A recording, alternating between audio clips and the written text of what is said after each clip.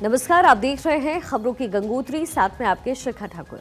आज कांगड़ी से संस्थापक स्वामी श्रद्धानंद का 99वें बलिदान दिवस है। इसके अवसर पर हरिद्वार में राष्ट्रभक्त महायज्ञ कार्यक्रम का आयोजन हुआ। कार्यक्रम में सीएम पुष्कर सिंह धामी ने शिरकत किया। उन्होंने स्वामी श्रद्धानंद को श्रद्धांजलि दी और कहा कि आज का दिन स्वामी श्रद्धानंद के संघर्षों को याद करने का दिन है।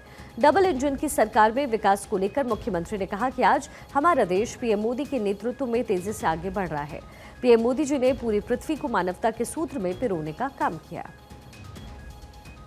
धर्म रक्षा और देश की स्वतंत्रता के लिए अपना सर्वोच्च निछावर करने वाले ऐसे राष्ट्र पुरुष अमर हुतात्मा संत स्वामी श्रद्धानंद जी महाराज के 99वें बलिदान दिवस के अवसर पर उनको झुक झुक कर कोटि कोटि उनको नमन करता हूं, उनको प्रणाम करता हूं।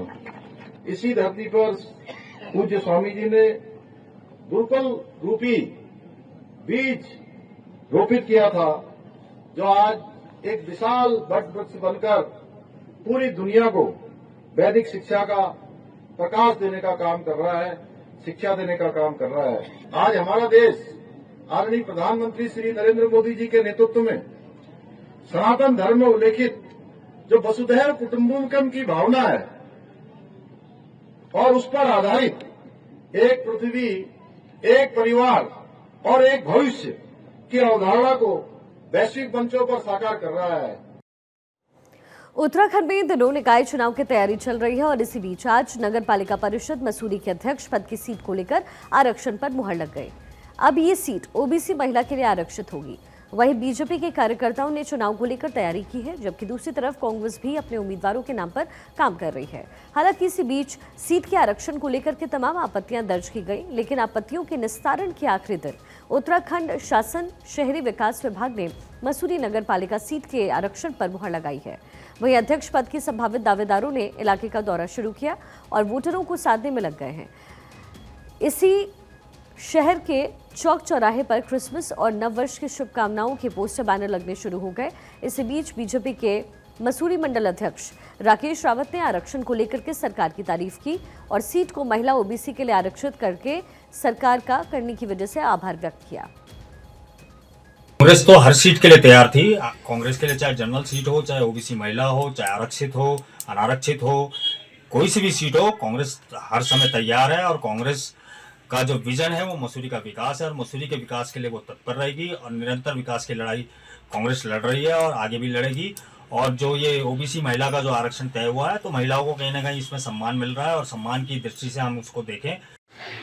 सर्वप्रथम मैं सरकार का धन्यवाद करना चाहता हूँ कि देश आज़ाद होने के बाद पहली बार मसूरी को ओबीसी महिला सीट करने के लिए, क्योंकि पहली बार महिला सीट हुई है तो महिलाओं को लड़ने का सौभाग्य मिला है। उत्तराखंड के निकाय चुनाव को लेकर के बैठकों का दौर जारी है और इसी बीच आज रुड़की के नगर निगम में निकाय चुनाव को लेकर कांग्रेस की बैठक का आयोजन हुआ। इसमें कांग्रेस के राष्ट्रीय सचिव और उत्तराखंड प्रदेश कांग्रेस के सह प्रभारी सुरेंद्र कुमार शर्मा पहुंचे, जिन्होंने निकाय चुनाव के लिए पार्टी पदाधिकारियों और कार्यकर्ताओं के साथ चर्चा और सुझाव दिए। इस दौरान युवा कांग्रेस नेता प्रणय प्रताप सिंह की मां इंदु पुंडीर ने समर्थकों के साथ मेयर पद के लिए अपना आवेदन दिया। वहीं बैठक को लेकर सुरेंद्र शर्मा ने जानकारी दी कि आज संगठनात्मक बैठक रखी गई, जिसमें निकाय चुनाव को लेकर के पदाधिकारियों और कार्यकर्ताओं के साथ रायशुमारी की गई है। साथ ही उन्होंने ये भी बताया कि कांग्रेस मजबूती के साथ चुनाव लड़ रही है और दावा किया कि रुड़की में इस बार कांग्रेस का ही मेयर बनेगा। वहीं आवेदन करने पहुंचे इंदु पुंडीर ने उम्मीद जाहिर की है कि कांग्रेस आलाकमान उन पर विश्वास करेगा और कांग्रेस उनको अपना प्रत्याशी बनाएगी। दूसरी तरफ कांग्रेस नेता प्रणय प्रताप सिंह ने दावा किया है कि सभी कांग्रेस कार्यकर्ता एकजुट हैं। जो हमारा निष्ठावान कार्यकर्ता रहा हो, जिसकी जीतने की स्थिति हो, ऐसे कार्यकर्ताओं को लंबे समय से जिसने काम किया हो और पार्टी के लिए बहुत ही डेडिकेटेड हो, ऐसे लोगों को टिकट देंगे। विगत वर्षों से सभी कांग्रेस प्रत्याशियों के साथ भी रहा हूं और कांग्रेस के लिए मेहनत भी करी और मुझे अपने काम पर और पार्टी पर पूरा विश्वास है। इस बार वो हमें मौका देगी और जिस व्यक्ति को भी मौका देगी हम उसके साथ तन मन धन से हैं। मैं रुड़की वासियों से सबसे अनुरोध करूंगी कि वो मेरे साथ रहें। कांग्रेस पार्टी के जितने भी कार्यकर्ता हैं सब मेरे साथ मेहनत से काम करें और मुझे पूरी उम्मीद है कि टिकट हमें मिलेगा और हम मेहनत से ईमानदारी से काम करें। जो हमें बहुत समस्याएं दिखाई देती हैं, सबसे ज्यादा तो सड़कों की, स्ट्रीट लाइट्स की, पानी भरने की, उन पे पूरा ध्यान देंगे। लक्सर में इन दिनों सुशासन सप्ताह का आयोजन हो रहा है और इसी बीच आज लक्सर ब्लॉक मुख्यालय परिसर में बहुउद्देशीय शिविर का आयोजन हुआ। इस शिविर में एसडीएम सौरभ असवाल ने बतौर मुख्य अतिथि शिरकत किया। वहीं तहसीलदार प्रताप सिंह चौहान और खंड विकास अधिकारी पवन सैनी भी शिविर में मौजूद रहे। इस शिविर में 15 से ज्यादा शिकायतें आई हैं और ज्यादातर शिकायतें आपूर्ति विभाग, अक्षय ऊर्जा विभाग और राजस्व विभाग से जुड़ी हुई मिली। इसी बीच एसडीएम सौरभ जायसवाल ने बताया कि कुछ शिकायतों का निस्तारण मौके पर ही किया गया, जबकि बाकी को उनसे जुड़े अधिकारियों को भेजते हुए उस वक्त रहते उनका निस्तारण किया जा सके ये आदेश दिया गया। इन बहुउद्देशीय शिविरों का मकसद यही है कि फरियादियों को समय रहते इंसाफ मिल सके। यहाँ पर आप लोग आए हैं तो मैं मेरी आपसे यही अपेक्षा है, यही अनुरोध है कि जो भी हमारे सरकारी डिपार्टमेंट के जो भी शिविर लगे हैं, आप लोग उनसे पूरी जानकारी लें, क्या क्या योजनाएं सरकार ने आपको दी है, और जो भी आपको अगर कोई प्रॉब्लम है या शिकायत है तो वो यहाँ पर आकर आप जरूर यहाँ पर हमें एक प्रार्थना पत्र दें या हमसे कहें। उत्तराखंड के बद्रीनाथ धाम में मौसम ने करवट ली है। इसी बीच आज बद्रीनाथ धाम में बर्फबारी के बाद शानदार नजारा देखने को मिला, जहां बद्रीनाथ धाम के साथ साथ नर नारायण, नीलकंठ, माणा, हेमकुंड साहिब सहित कई चोटियां बर्फबारी से ढकी हुई मिली और बर्फबारी के चलते ऊंचाई वाले इलाकों में कड़ाके की ठंड पड़ी। वहीं चमोली के जिलाधिकारी संदीप तिवारी ने बताया है कि मौसम विभाग ने पूर्वानुमान किया था कि आने वाले दिनों में ऊंचाई वाले इलाके में बर्फबारी होगी और वहीं निचले इलाकों में बारिश का अलर्ट था।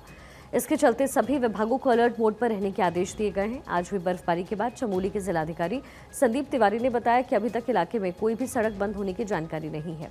साथ ही इलाके के लोगों के लिए चमोली प्रशासन ने कई तरीके की व्यवस्थाएं की और घूमने आए पर्यटकों को भी ऊंचाई वाले इलाकों में वाहन न ले जाने की सलाह दी है।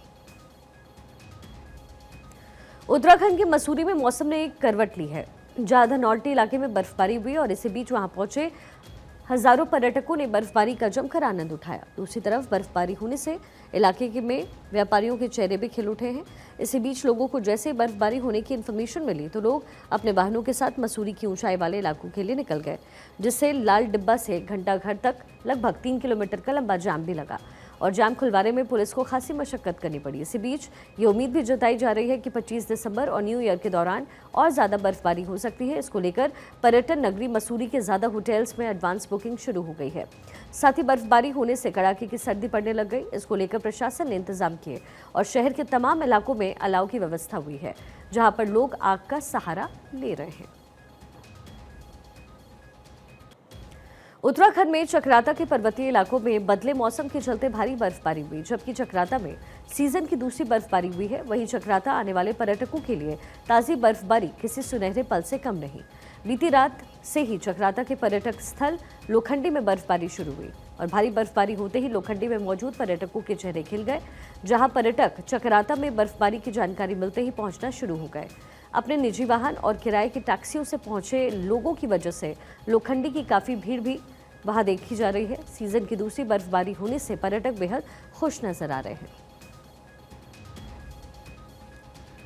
ऋषिकेश में बड़ी संख्या में पर्यटक क्रिसमस और नए साल का जश्न मनाने पहुंचते हैं। ऐसे में पुलिस प्रशासन के लिए यहां पर कानून व्यवस्था बनाए रखना एक चुनौती है, जिससे निपटने के लिए पुलिस प्रशासन अलर्ट मोड में आ गया है। टिहरी एसएसपी आयुष अग्रवाल ने बताया कि इस बार ट्रैफिक लॉगिन मजबूत रूप से की गई है, जिससे यहां पहुंचने वाले प्रेरकों को कोई परेशानी नहीं हो।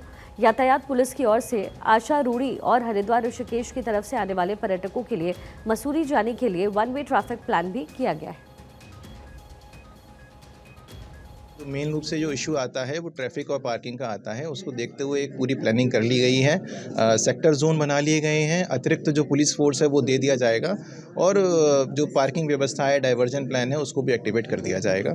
तो उम्मीद है कि उतनी समस्या ट्रैफिक की इस पर नहीं आ पाएगी।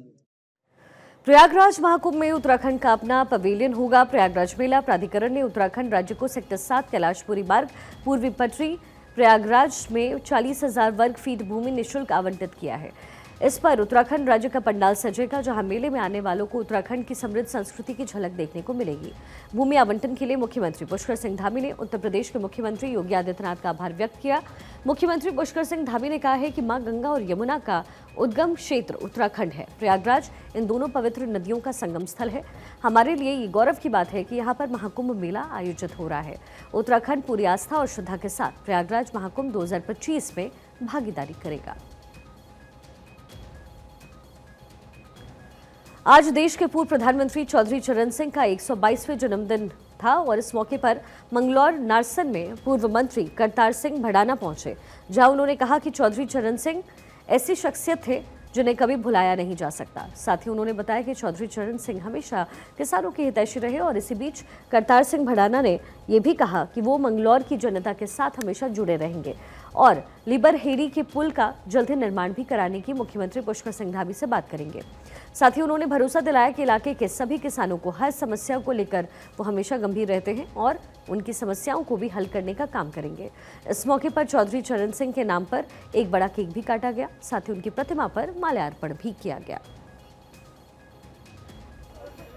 हम यही कहेंगे इसमें कि आज उनके जन्मदिन पे हम सब उन्हें याद करें और उनके बताए हुए रास्ते पे चलने का।